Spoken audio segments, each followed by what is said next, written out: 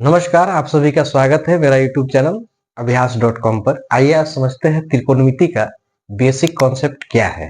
त्रिकोणमिति को हम कैसे सॉल्व करेंगे, क्योंकि बहुत बच्चे को ये बहुत भास्ट लगता है कि इसको हम सॉल्यूशन कैसे करें। मेनली इस पे जो प्रॉब्लम होता है हम प्रयास करेंगे कि उस प्रॉब्लम को अच्छे से अच्छे तरह से आपको समझा सकें। तो आइए शुरू करते हैं।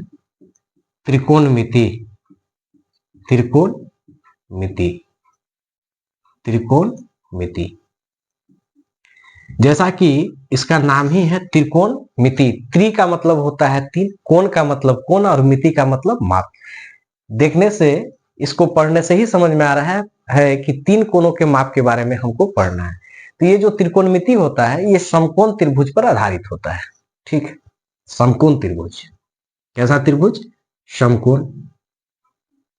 तो समकोण त्रिभुज के बारे में पहले से ही आप लोगों को जानकारी होगा कि समकोण त्रिभुज कहते किसको है। तो वह त्रिभुज जिसका एक कोण 90 डिग्री के बराबर हो, यानी कि समकोण हो, उसे हम समकोण त्रिभुज कहते हैं। किसी भी त्रिभुज का यदि एक कोण 90 डिग्री हो तो कहेंगे कि वो समकोण त्रिभुज है। और ये जो समकोण त्रिभुज हुआ है, इस समकोण त्रिभुज में तीन जो भुजाएं होती हैं उनकी अलग अलग नाम होती है। ऐसे समझना है कि समकोण त्रिभुज जो है तीन व्यक्ति वाले एक परिवार है, तीन व्यक्तियों का एक समूह है। ठीक है, नॉर्मली ये याद रखना है कि जो समकोण होता है, समकोण के सामने वाले भुजा को क्या कहते हैं? कर्ण, हाइपोटेनस। इसको क्या कहते हैं? कर्ण, यानी कि हाइपोटेनस एच। ठीक है, जिस पर त्रिभुज खड़ा होता है उसको हम लोग कहते हैं आधार। उसको क्या कहते हैं? आधार, यानी कि बेस। और ये जो बचा ये क्या होता है? लंब, यानी कि परपेंडिकुलर पी। तो ये त्रिभुज जो होता है, समकोण त्रिभुज में तीनों जो भुजाएं होती हैं उनकी अलग अलग नाम होती है। ठीक है, अब ये जो त्रिकोणमिति होता है इसमें 6 त्रिकोणमिति निष्पत्ति आती है।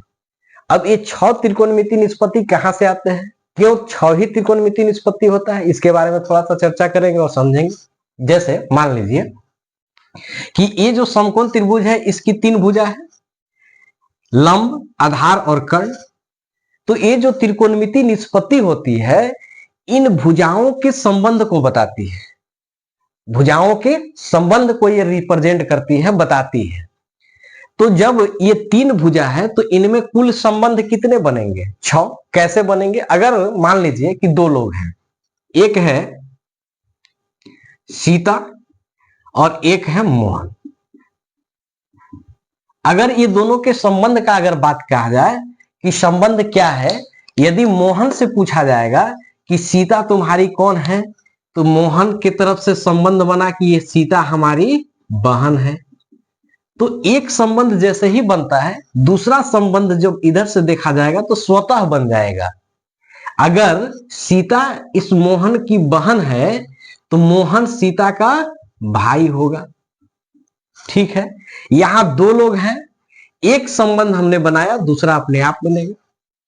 तो उसी तरह से यहां जब लंब, आधार और कर्ण 3 लोग हैं, यदि लंब का संबंध आधार से है एक, तो आधार का संबंध भी लंब से होगा, 2 संबंध बना। ठीक है, यदि आधार का संबंध कर्ण से है तो कर्ण का संबंध भी आधार से होगा, 2 और बना 4। यदि कर्ण का संबंध लंब से है तो लंब का संबंध भी कर्ण से होगा, 2 और बन गया, तो कितने हो गए? कुल 6। तो यही जो 6 इन भुजाओं के संबंध को जो बताता है उसी को हम लोग कहते हैं त्रिकोणमिति निष्पत्ति। ठीक है, उसी को क्या कहा जाता है? त्रिकोणमिति निष्पत्ति।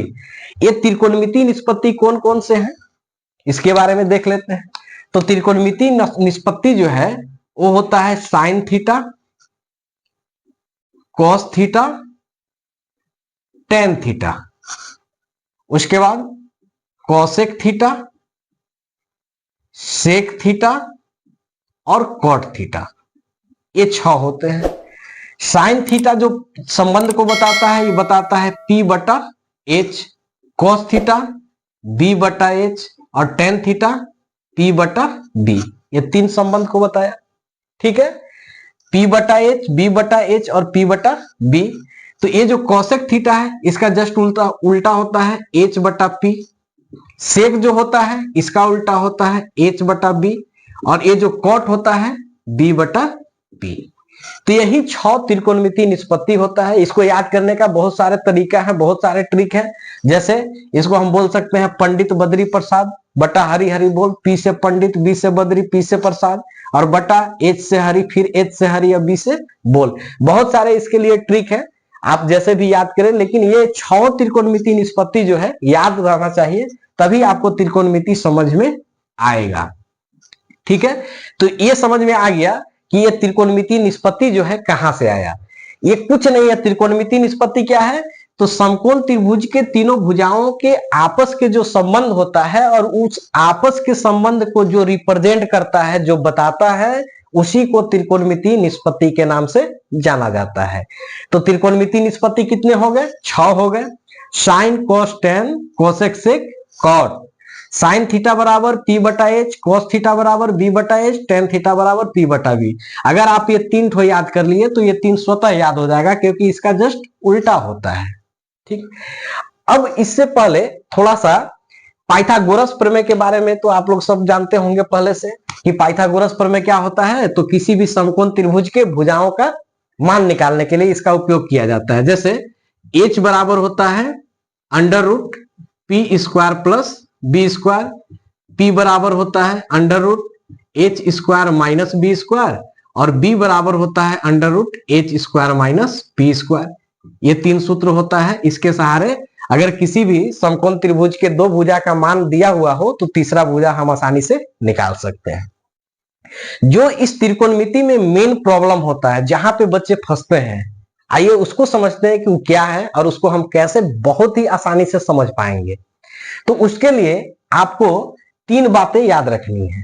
पहली बातें क्या है, 3 बात सिर्फ याद रखना है, फिर त्रिकोणमिति आपको एकदम आसान लगने लगेगा और बिल्कुल कभी नहीं भूल पाइएगा। पहला बात याद रखना है कि समकोण के सामने वाले, देखिए समकोण के सामने वाली, समकोण के सामने वाली भुजा कर्ण कहलाती है। क्या कहलाती है, कर्ण। यानी कि समकोण के सामने वाले भुजा को क्या कहेंगे, हाइपोटेनस। पहला बात। दूसरा बात याद रखना है कि थीटा के सामने वाला, थीटा के सामने वाली, थीटा के सामने वाली भुजा, थीटा के सामने वाली भुजा को लंब कहेंगे। क्या कहेंगे, लंब, यानी कि परपेंडिकुलर। ये थीटा क्या है, थीटा का मतलब होता है कोण। थीटा का मतलब क्या होता है, कोण, इसको थीटा पढ़ते हैं। और तीसरा बात क्या हुआ, जब 2 भुजा हम क्लियर कर लिए तो तीसरा बेचारा, यानी कि बेस, आधार, और शेष भुजा जो बच गया, शेष भुजा को, शेष भुजा को हम क्या कहेंगे, आधार कहेंगे, यानी कि बेस कहेंगे। यदि जिन बच्चों को ये तीनों बात याद है वो त्रिकोणमिति में कभी नहीं फंसेंगे। ठीक है, ये 3 बात अगर जिनको याद है, समझ में आ गया ये कॉन्सेप्ट, तो वो त्रिकोणमिति में कभी नहीं फंसेंगे और उनको यह चैप्टर बहुत आसान लगेगा, बहुत सरल लगेगा। कौन कौन 3 बात है कि समकोण के सामने वाली भुजा को क्या कहेंगे, कर्ण कहेंगे। ठीक है, थीटा के सामने वाली भुजा को क्या कहेंगे, लंब कहेंगे, और जो बच गया उसको क्या कहेंगे, बेस, यानी कि आधार कहेंगे। तो मेनली जो क्वेश्चन परेशान करता है वो क्या होता है, देखिए जैसे यहां से समझते हैं हम लोग, 2 एग्जांपल लेकर समझेंगे कि कैसे हम बना लेते हैं। जैसे देखिए एक समकोण त्रिभुज दिया हुआ है, एक समकोण त्रिभुज है ए बी और सी, ये है 90 डिग्री। मान लेते हैं कि ये 10 सेंटीमीटर है, ये 6 सेंटीमीटर है और ये 4 सेंटीमीटर है। ठीक है, मान लिए कि ये समकोण त्रिभुज का 3 भुजा दिया हुआ है। तो इससे संबंधित क्वेश्चन क्या पूछ सकता है, तो अगर यहां पे हमसे पूछ दिया कि साइन सी का मान बताइए क्या होगा, साइन सी का मान हमको से पूछा है कि साइन सी का मान बता दीजिए क्या होगा, या मान लीजिए कि पूछ दिया इसी का कि कॉस सी का मान बताइए क्या होगा। ठीक है, तो बहुत ही आसानी से और बहुत ही सावधानी से देखना है, यही 3 जो नियम है इसको अप्लाई करो। देखो क्या अप्लाई करना है, समकोण के सामने वाली भुजा को एच कहते हैं। समकोण कहां है, ये देखिए समकोण है, तो समकोण के सामने वाली भुजा सामने ये है, तो सामने वाली भुजा को क्या कहते हैं? एच। क्लियर हो गया। दूसरा बात कि थीटा के सामने वाली भुजा, थीटा क्या है? तो देखिए जो साइन के आगे लगा हुआ है, क्योंकि sine cos tan cosec sec cot सबके आगे क्या लगा हुआ है? थीटा। यहां थीटा नहीं लिख के क्या लिख दिया? सी। क्यों लिखा? क्योंकि आपका त्रिभुज का नाम है एबीसी। ठीक है, यानी कि यहां पे थीटा कहां है? सी पर। ये देखिए सी पर थीटा है। और क्या बताया कि सी के थीटा के सामने वाली भुजा, थीटा के सामने वाली भुजा, ये देखिए थीटा के सामने वाली भुजा, तो सामने ये हुआ, सामने वाली भुजा को पी कहते हैं। ठीक है, जब एच और पी क्लियर हो गया तो जो बच गया, जो भुजा बच गया वो क्या हो जाएगा? बी हो जाएगा। क्लियर? समझ में आ रहा है कैसे बना रहे हैं? यहां पे थीटा क्या है? सी। तो इस त्रिभुज में देखेंगे कि सी यहां है, तो सी के सामने वाले पी, क्योंकि नियम है समकोण के सामने वाला एच, और जो बच गया वो बी। अब ये देखना है कि साइन थीटा का सूत्र क्या होता है, तो सूत्र तो आपको याद रहना चाहिए, पी बटा एच। साइन का सूत्र क्या होता है? पी बटा में एच।